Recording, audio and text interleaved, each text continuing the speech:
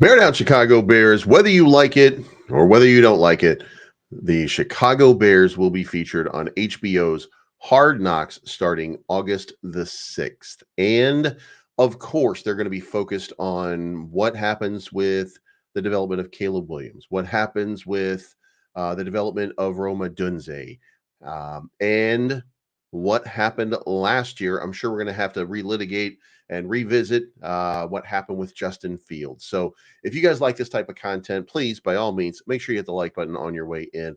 It certainly helps me out. And if you like the content and want me to keep providing it, then hit the subscribe button and the bell to be notified. I go live every day at 10:30 a.m. Central Standard Time to talk about what is going on in the Bears verse, if you will. So, leading it off with the most important part, that is Hard Knocks. So the Chicago Bears are for the first time going to be featured on Hard Knocks, and only a few teams are. Uh, there's a certain protocol by which they pick that he can't be on. He cannot have made the playoffs in a couple years. So Bears and I think the New York Giants are the only two teams that really fit that criteria. Thus, it was down to basically two teams at this point. And George McCaskey said, I think in February, boy, I sure would like, or March, boy, I sure would like for New York to say yes. But that's not the news. That's not the news. The news of the season is Caleb Williams, Roma Dunze. Maybe you can make an argument for Marvin Harrison, but that didn't work out for New York anyway. All the interest in the NFL offseason is based around the Chicago Bears. And like I talked about yesterday, there is there's a rare possibility to see something like a Khalil Mack trade or Emmanuel Agba, Jonathan Allen. So you might see some movements to shore up that defensive line before we get into training camp, which, by the way, might be changing according to the NFL. With those things being the case, the next move here, you know what? Let's just talk about it, and let's go through what's been talked about so far. The Chicago Bears will be showcased this preseason on Hard Knocks, HBO's long-running documentary-style series, which is co-produced by NFL Films. The Bears have been one of 10 teams never to have been spotlighted in the series, which first ran in 2001. The Bears, Broncos, and Saints were the three teams who fit the criteria. I wasn't even close to right, by the way. I said New York Giants. God damn it. But the Bears, the Broncos, and the Saints were the three teams who fit the criteria of being eligible to be selected by the league for the 2024 edition of the show if no other team volunteered to appear. Eligible teams included those that didn't have a new coach, hadn't made the playoffs the previous two seasons, and hadn't been on Hard Knocks in the past 10 years. The debut of the 5-episode series premieres August 6th at 9 p.m. on HBO and will stream on Max. New episodes will run each Tuesday through September 3rd. Hard Knocks training camp with the Chicago Bears will provide our passionate fans across the world the ability to experience this unique and critical time in the history of our franchise. And guys, look, I'm actually excited about a show that I shouldn't be excited about when my team is on the show because they haven't made the playoffs in a couple seasons, et cetera, et cetera. Like, this is Hard Knocks. So I shouldn't like it, but I am actually super excited. I think that it's going to be kind of cool to see all the inner workings of the way things are being laid out and lined up for the Chicago Bears going into this season. And the reason for that is because I feel like this is going to end up being a special season. You know who was there last season? The New York Jets. And we got the sense and we got the feeling of what that team could have been before the preseason, and a lot of people were looking at the Jets as a playoff team simply based on their acquisition at quarterback. And it didn't end up well. 2 plays into the season, a guy gets injured, tears ACL, whatever, and he's out for the year. And I don't want to say good, but Aaron, Aaron. So anyway, he's injured for the season. He's out, and now all of a sudden the Jets do not make the playoffs, and things go completely awry. I don't think something like that happens with the Chicago Bears. I'm just intrigued to see what the development of the team and the inner workings look like. So I hope you guys are interested too. August 6th is when we will start to see that. And in the meantime, guess who's not a fan? Bears wide receiver Rome Odunze is not a fan of having Hard Knocks at Hallis Hall. And to be fair, I don't think any players really are. If you're a professional, and by that I mean if you know that you've got some security with the team, you probably don't want to be that guy. You would want to be if you're trying to make the squad, and you might say something funny or blah blah blah. Um, I think that you probably, if you're a lower tiered player who's just happy to be on TV, you'll like this. If you're a professional who knows that you got work to do, you probably see it as a distraction.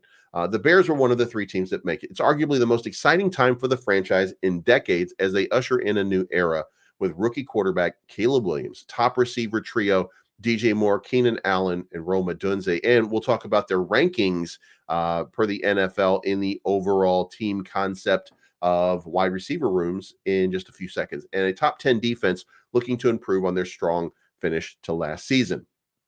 Before the Bears were selected for this year's Hard Knocks, I asked Odunze about his thoughts on the camera's potential rolling in Chicago. He admitted that if it were up to him, he'd prefer not to have it as a distraction during his rookie season. I think for me, I'm definitely more comfortable not having the Hard Knocks in the building just because we're all learning the new offense as rookies. Caleb has a lot on his plate, so learning the offense and growing with the facility within the facility to set up a foundation for ourselves. So it would be something that if it happened, we'd take it and we would go forward with it and do it the best that we could. But I think it might be a little bit of a distraction for what we're trying to accomplish. It doesn't come as a surprise considering most NFL players would prefer to keep the cameras out of the facilities as they prepare for the upcoming season. Like I said, most players are not going to like it. The only ones are the margin players who just want to be on TV for some reason.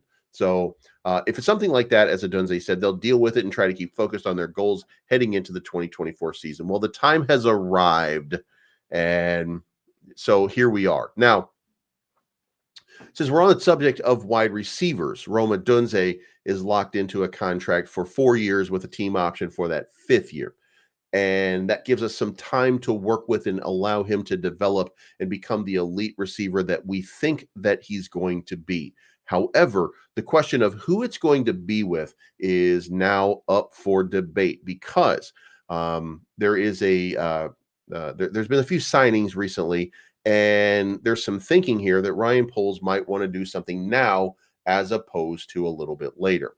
And this is what recent receiver boom signals about the Bears wide receiver plans. Now, Jalen Waddle just agreed to a 3-year, $84.75 million deal to make him one of the NFL's highest paid receivers. However, he's not even the best receiver on his team, which creates a weird sort of dynamic here. Did Odunze sign? I don't know if he signed or not, but it doesn't matter. I mean, he's locked into it. He's already in the OTAs. He's going to sign. They were just wanting to be like the last ones to do it. I think they were waiting for Quran, or they were just waiting to be the last rookies to sign or something like that. So I'll look into it and I'll let you know. It is a distraction. It will be a distraction, but the question is, can they navigate it, and are we professional enough to do that? And I think that maybe we are. We'll see. We'll see. We don't know for sure. I'm giving them credit for that. So maybe not, but we'll see. I guess we'll see. So Waddle's new deal puts him 4th in annual average behind AJ Brown's $32 million, Amon-Ra St. Brown's $30.02 million, Waddle's own teammate Tyreek Hill at $30 million, and 3rd in guaranteed money behind Brown at $84 million, and Equanimeous Brown at $77 million. While not even the top threat on his own team, Waddle certainly is one of the league's most explosive players and is being rewarded like it. So if you've reached this point and are asking yourself this matter for the playoff for the Bears, here's your payoff. Why are Ryan Poles and the Chicago Bears avidly watching these price tags? Because they have 2 stars who need paydays in the very near future if they were to remain in Chicago, DJ Moore and Keenan Allen. Moore's in the 2nd year of a $61.8 million extension he signed with the Carolina Panthers. That extension kicked in last season, which was his first with the Bears. That means he'll be up for an extension after next year, and it might behoove the Bears to get something done with him before his price tag gets another year to balloon. As it is, there are a few big fish right now, namely Justin Jefferson, Jamar Chase, and CeeDee Lamb, whose contracts could reset the receiver market and push that number up this year and even higher, including record-breaking contracts. So Moore is on the level, if not better than, St. Brown and Waddle, and should command something in their league, probably even a touch higher at 27 years old, coming off a career high 1,364 yards. So then there's Allen, who is playing in the last year of his four-year, $80 million extension with the Chargers. He's set to make $18.1 million in base salary for 2024. By the way, that's cost prohibitive, in my opinion. I love what Keenan Allen brings to the team, but again, I continue to say I feel like he's maybe a rental at this point. Though Allen made a point to say a contract extension with the Bears was a possibility. The calculus has changed a bit since he came to the Bears via trade. The big money fellow receivers like St. Brown and Waddle have gotten, and what Moore may yet receive, may coax the veteran pass catcher, who will be 33 next season, into testing the free agent market for one more solid payday. Furthermore, the Bears drafted rookie receiver Rome Odunze in the 2024 draft, which could be seen as a replacement plan for Allen following this season, allowing Allen to walk, paying more, and then rolling with Odunze as a cheap rookie deal for up to 4 more years. Feels like the play Ryan Poles will most likely make, unless Allen were willing for some reason to accept a major discount to stick around. It's almost like they're quoting me on this one, even though I know they're not. Every dollar the Bears don't plan to spend on Allen is another they could use to secure a younger, more durable Moore and load up on other free agents for a potential deep playoff run next season. While it's too early to say for certain what Ryan Poles will do, this recent receiver contract boom makes sure it seems as if the only option for the Bears is to do something early. So I guess we're going to see whether or not that is the move or that is the play for the Chicago Bears going into this season, because this room, the team, and everything feels like it's on the way up, and maybe it's time to make some deals.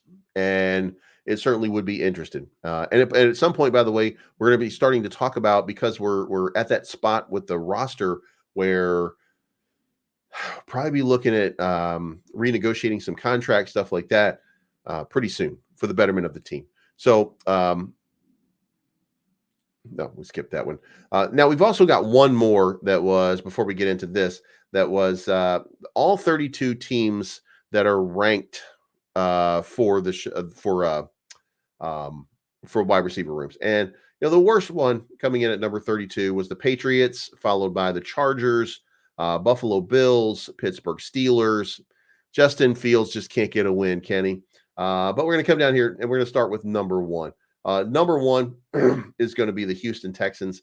And guys, let's call it for what it is here. CJ Stroud walked into the best situation a quarterback had walked into in a while with this type of receiving core, right? And what did he do? He became an incredible player, and we saw it unfold right in front of us. A lot of people think, well, man, if we only would have got him. Well, we got Caleb, and we have the same thing working over here. So hopefully this continues to manifest. Number two was the San Francisco 49ers, Deebo Samuel, Brandon Ayuk, who's still not reported to OTAs, by the way. And then the Seattle Seahawks at number three with DK Metcalf, Tyler Lockett, Jackson Smith-Njigba. And then number four was Jamar Chase, T. Higgins, and Jermaine Burton, followed by Tyreek Hill, Jalen Waddle, and OBJ. And then at number six, we have the Chicago Bears clocking in DJ Moore, Keenan Allen, Rome Odunze, Tyler Scott, and Velus Jones Jr. So the NFL recognizing, USA Today, I suppose, recognizing that the Bears are in the top 10 in wide receiver rooms at this point. And hopefully that's going to continue to manifest itself in a positive fashion going forward. So hopefully we're going to see like a nice big run for this team. And again, if it matches up with what the Texans did last year or what the Eagles did a few years before, then we could be looking at a nice, significant sort of playoff run here. So now What's on Twitter today? 100 days until kickoff per the Chicago Bears. Keeping track of it for you guys so that you know exactly what's going on. Also, if you haven't already, I would encourage you to go watch some of these little videos and snips of the Bears in practice. This is Caleb Williams connecting with Rome Odunze and roasting Tyreek Stevenson. Tyreek is supposed to be knocking those down and intercepting those balls. And this, by the way, look, just really good placement. Is it the best placement? It was good. You know what I mean? It was good. He got the ball out there where Rome could make the play. It looked like Tyreek Stevenson had a play on the ball, so maybe would have liked to have seen a little bit further. But shout out, we're starting to see some of the dynamic of these two rookies coming together and beating one of our star second-year players. So be on the lookout for something big happening there. Also, NFL, they've selected the heart. Oh, by the way, I want to tell you guys it was Tuesday night, August the 6th, 9 p.m. And then this is the Chicago Bears for the last 6 months. They went 2-4 in the last 6 games. They had a top 3 defense, almost made the playoffs, owned the number 1 pick overall, brought in a solid OC and DC, dropped cap-heavy contracts to make room, re-signed Jalen Johnson, signed key starters like DeAndre Swift, Gerald Everett, Kevin Byard, and Coleman Shelton, traded for Ryan Bates and Keenan Allen, landed Caleb Williams and Rome Odunze, nearly full OTAs, and landed Hard Knocks. Now, landed Hard Knocks, I don't know if I agree with calling it landed, you know what I mean? But I would say that everything else, really good sign, especially the fact that they had nearly full OTAs. What does that mean? Well, that means that the team is ready to win and they're ready to win now and they're excited, they're motivated, they are ready to be stars. They're ready to have this big year that I keep telling you that they're going to have. They're locked and loaded, if you will. So, with that being the case, I think it's important to recognize that we got a lot going on with Hard Knocks, a lot going on in that wide receiver room. Obviously, Rome, not a fan. DJ Moore, Keenan Allen coming up for possible contract renewals. And it's been a great offseason. So I'm going to cut this short. Time to go get that swole on. Thank you so much for tuning in, guys. Fuck Green Bay. Let's do that. We should make that official. Green Bay, fuck you. Fuck you, Green Bay. And Jordan Love. Green Bay, grub. FGB, I guess is what we say here. So you guys have a good day. Bear down, and we will talk to you again.